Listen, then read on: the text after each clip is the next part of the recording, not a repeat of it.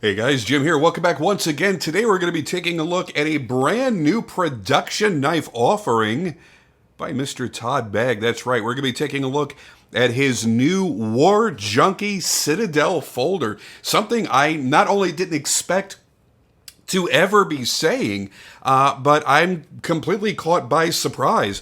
Full disclosure, Todd and I are very good friends. We live in close proximity, everything else. So this is not a 100% completely unbiased review. However, I didn't even know he was in development on this. I was completely blindsided. Sends me a message one day and goes, "Hey, check out what I'm doing." And I'm like, What the shit is this? This is the first folder in the War Junkie line, and I could not be more excited for him, and honestly for you, for those of you that are going to be picking this up, because holy shit, how cool is this? First things first, this is made by Artisan Cutlery, and it's $450. Let's get that out of the way right away. A Todd Begg design for $450. Absolutely insane. It's the first folder in the War Junkie line. What is the War Junkie line? Let me move these out of the way because I'm going to put some pictures right up here. War Junkie has been his production line of fixed blade knives, inspired by his experience in the military, bringing out some really cool hand-to-hand combat style knives, some survival style knives, that kind of thing. And that's where he was focusing his production aspirations while he was making his custom knives. Now, this is the first time we're seeing Todd bring out an authorized production folder since he went solo, getting away from Begg knives as you knew them many, many years ago. We'll get into that in a couple of seconds. So this is the packaging that I believe that you'll be expecting. I don't know if there's going to be a pouch inside or not, but this is his prototype. So I don't know if anything is going to be changing. As far as I know, nothing will be. But if there's a little blemish here or there, please don't consider that to be a knock against the knife. This is Todd's kick around production, prototype that they sent him. So this is the outer packaging. Looks like they provided some candy. They gave you some chiclets. So this is great. These are so delicious. So it's nice that they're sending those along. It's good for drying out your wet mouth. And this is the knife right here. It seems to be, from my recollection, it seems to be a little bit smaller than the original custom Citadel.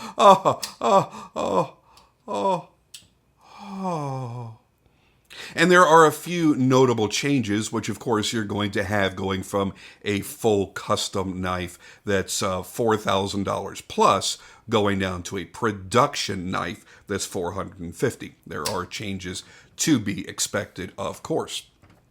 Let me move my studio lights here where we have fewer shadows, and I can't quite get my microphone cable out of the way, so I apologize. So you're going to have that little line right there in the reflection, but that's not the blade, that's my microphone cable. Specs on this. Let me move this out of the way, and we're going to put the specs right here as always. Overall length, it's a hair over 9 inches with about a 3 3/4 inch blade in S35 VN with this really awesome carbon fiber inlay that's inlaid around the blade cutout. Crazy, crazy, crazy detail. It's a titanium liner lock with blue anodized liners. Let's see. Carbon fiber seamless inlays.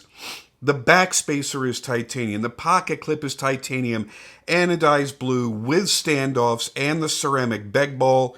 And the weight, well, let's talk about that right now. Let me grab my scale, which I should have been better prepared and had it out here ready.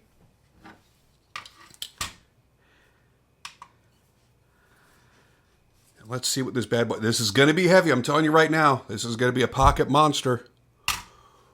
Woo-wee! Good golly. 7.8 ounces. Just for shits and giggles. That's almost 2 other knives. It's crazy. 7.8 ounces. Yeah, it's heavy. This is not going to be a lightweight, easy to carry knife, but it's not really meant to be. It's a big, crazy Bowie style, just nut crazy, insano. Oh God, I think this thing is so damn cool.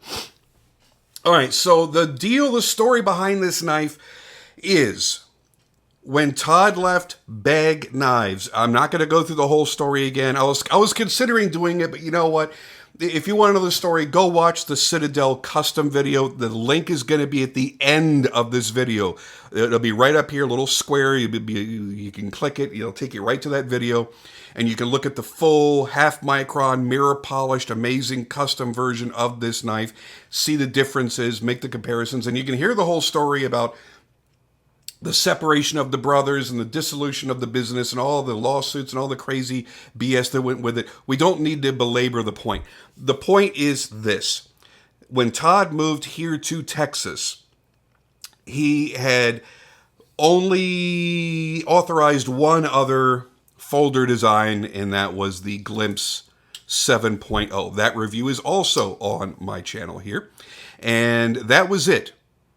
Everything that was done after that was just bastardization of his name and other designers designing stuff and then stealing elements of his designs and throwing it in there and just making these weird, horrible abominations of just whatever.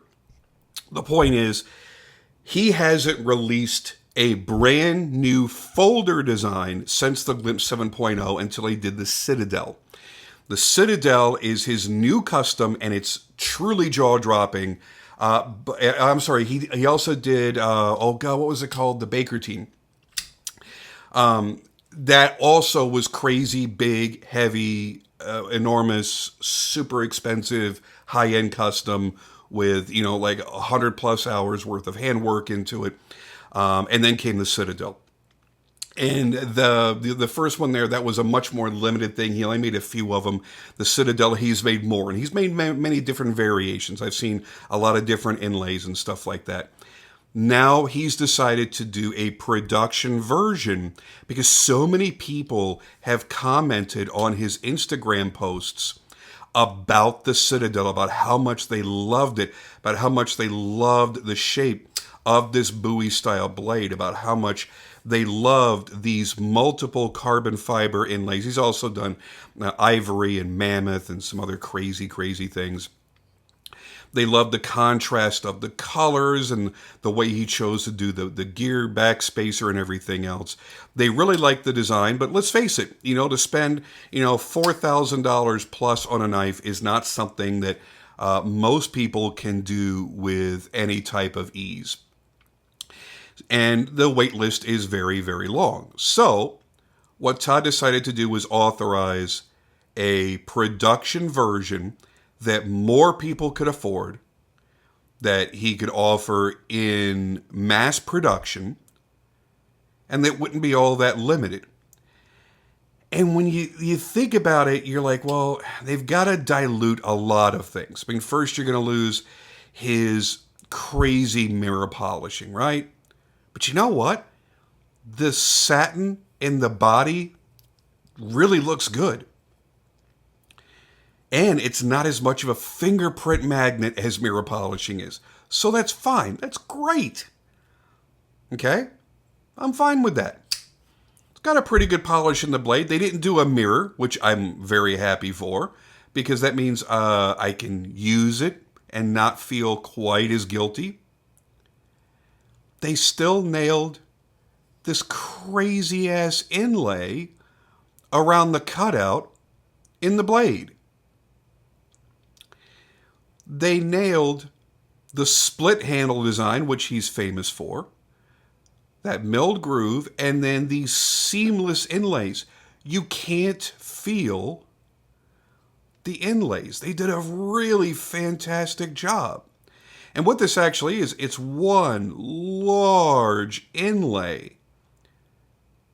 Very expensive to do.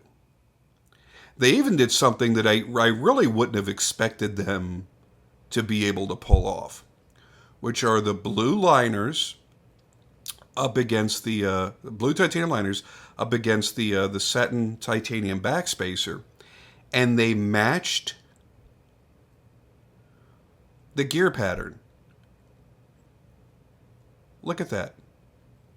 That's nuts. That is absolutely crazy that they got that detail right. That is absolutely nuts.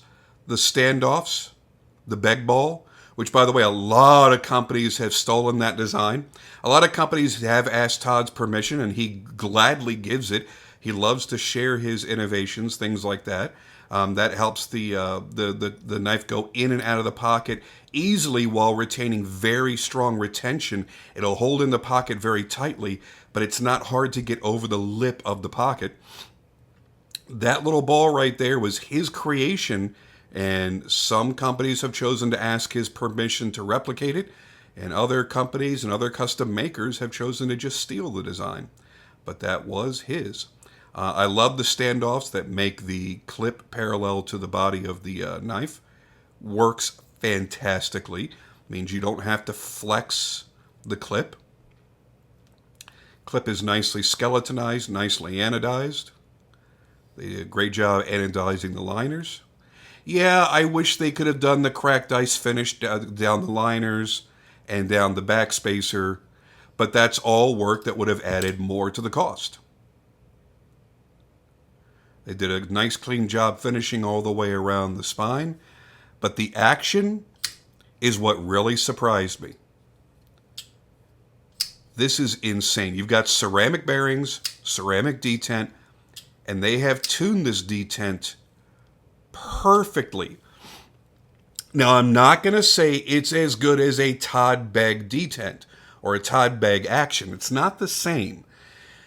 But this is, man, it's a league all its own for a production knife. I can barely touch that flipper tab, and it just wants to go. I mean, I'm just barely touching it. And all it's got to do is just break past that detent, and it goes. And it doesn't need any jimping at all on the flipper tab. It's nicely rounded. It's not abusive on your finger. I can sit here and flip this all day long and not be uncomfortable at all. They've replicated the heavily contoured frame of the custom Citadel very, very well. It's a really great representation of Todd's design. It's faithful enough in the execution without the over-the-top polishing and embellishments that make Todd's work so labor-intensive that, puts the prices where they are for his custom work. You got to realize, the reason why his work is several thousands of dollars per knife is because you could have 60, 80, 100, 150 hours of handwork into one knife. That's hours and hours and weeks of his life in your knife. So yeah, they're going to be expensive, and it's going to take a long time to get it and everything else. Another cool thing is you're buying from a legendary name. Todd, just in this past year, Todd is a member of the Knife Makers Guild, but just in this past year, he was voted into the position of president of the Knife Makers Guild and was invited to the AKI, the Art Knife Invitational.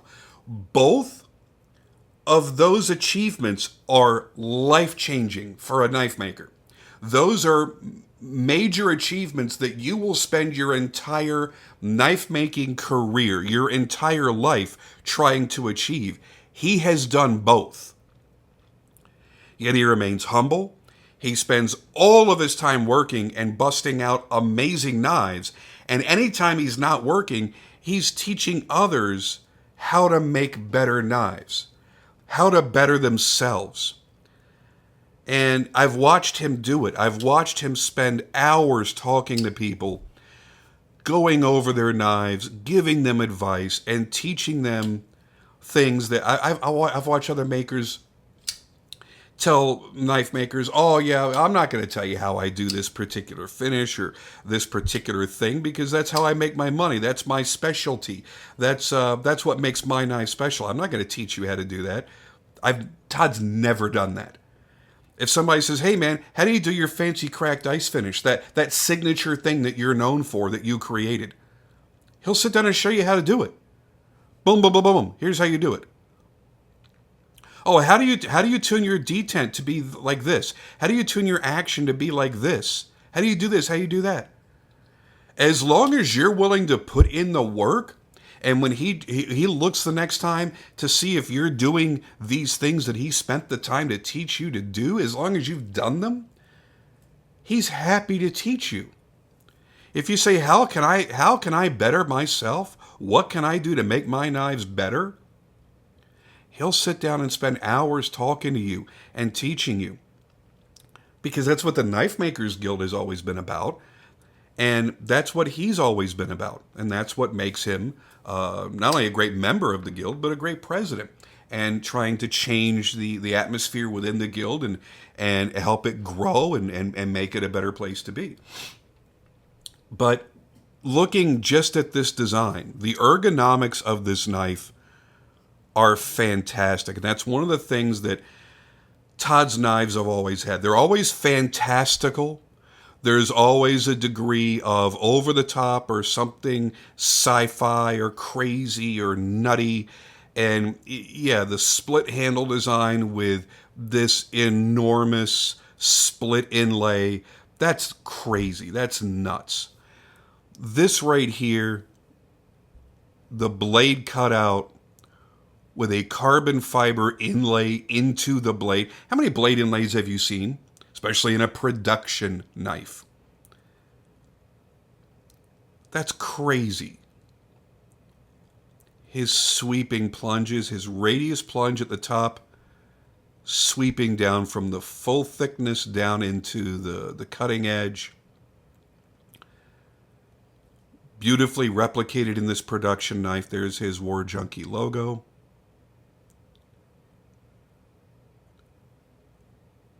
That beautiful top clip, wonderfully ground in.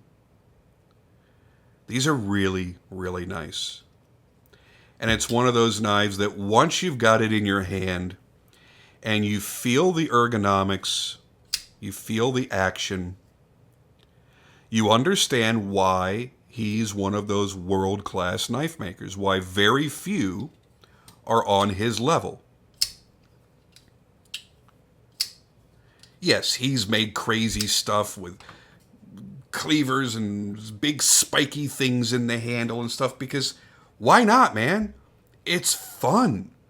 When you have that level of skill and talent and you can take something that's fantastical, a fantasy knife out of your brain and form it out of steel and carbon fiber and titanium and make something that no one else has ever made, why not? But he's also been able to take that genius and make practical knives out of it. While I love the Citadel, my favorite of his still is and always will be the Bodega. I mean, that's still, for me, the king. I love the Glimpse, too. And the Glimpse, honestly, is more practical. It's even a little bigger, but it's slimmer, and it's easier to carry, and it may even be a better design, but there was something about the Bodega that I fell in love with. It kind of became the knife that bonded me again with knife collecting. But the Citadel has a lot of the things that the Bodega had that I loved. That chunky handle, but everything is nicely contoured and rounded. The big lanyard opening, if you choose to use a lanyard or you don't, doesn't matter. The comfort in the hand, the way that it feels, the way that it carries. Yeah, it's big and it's thick. And it's heavy, and it's not very practical. It doesn't matter. We have stuff like this if we want small and practical. That's our EDC. This isn't an EDC. It can be if you want it to be. A little heavy for EDC. But this is that knife when you want to feel a little bit special. You know, we all have that pair of shoes or that hat or something in our life that's just a little bit special. Maybe that we all collect different things. Maybe you're into guns. You know, we all have that Glock that we carry every single day. That's the old reliable. It's going to do everything. We don't care if we sweat all over it. And, you know, we don't care if we knock it around, drop it on the floor or some shit. And then you've got that one. Maybe you've got that Dan Wesson that you paid $2,500 for. Or you've got that Wilson Combat that you paid $4,000 for. That super grade that you paid $5,000 for. You know, you've got that Nighthawk Custom. Maybe you're at a different level, man. Maybe you got that Cabot. You know, that Cabot 1911 that you paid $10,000 for. You can't explain to somebody why you paid $10,000 for a 1911. You can't explain to somebody why you wanted something that was polished and fancy and pretty. Because that doesn't make it any better. It doesn't make it any more accurate. It doesn't make it any better for self-defense just because it looks prettier. Now, again, we're not talking about the action and the trigger and I'm just talking about how it looks. Okay? It's not going to, you know, be any better than that Glock that you're carrying every single day, right? But there's something about that heavier, bulkier, flashier, somewhat more special piece that you're going to carry from time to time, and you're just going to go, I know I have it on me, and it just makes me feel a little nicer today. I don't know.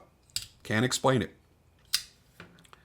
So while you have your more basic knife that you're going to carry every single day, that's great, man. Ain't nothing wrong with that. And maybe that's going to be a $100 Spyderco.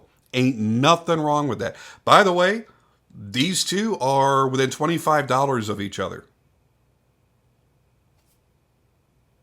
That's $25 more than that one.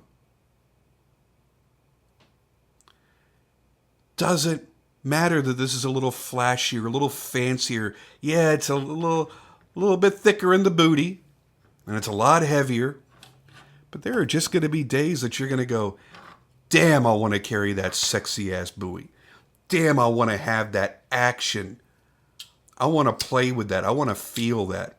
I want to have that sexy blue and satin. I want to have that Begg ball. I want to have that Begg ball in my hand. God, please, I don't ever want to say that again. I really, really, really don't ever want to say that again. There's just something about holding a knife like this and feeling that action and looking at that design and just going, damn, this is what knife collecting is all about. Do I want the custom? Shit, yeah. Can I afford the custom? Hell no. And that's where most people are going to be, and that's fine. How great would it be if all of our favorite custom makers had a really great production knife made? And there's just not that many. There really aren't. And some of them really go the generic route. And I'm not going to name any names or any brands or anything else, but some are super, super, super generic. And they'll take just the basic outline of their design, and they'll have a titanium frame lock, and they'll slap a carbon fiber scale on it and a basic pivot. And that's it. And yeah, I realize S35VN may not be the craziest, most awesome super steel in the world, man, but it's still a great steel. But man, you've got a beautifully milled, split-handled titanium liner lock with split carbon fiber inlay blade. I mean, you've got everything, all of the key design elements that make the Citadel what it is. It doesn't look like a bland, cheap cookie cutter knockoff. It is a Citadel visually, and it feels like a Citadel. And that's what's important. It's a reasonable facsimile for, well, really, a tenth of the price. That's a great way to go. All right, I have blathered on long enough, 25 minutes, holy shit, and with the pictures in there and the intro and everything else, this is damn near a half hour long. I'm going to let this go at this point. Please go visit Todd at the Atlanta Blade Show.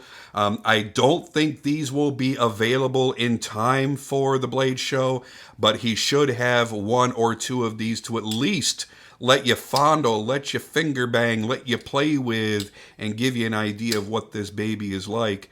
Because I got to tell you, once you've played with it, I promise you, you're going to want one.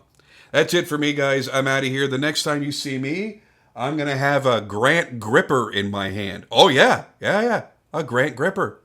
Got one here right next to me. I'm not going to show it to you right now, but it's a coming up. And I'll see you guys on that video.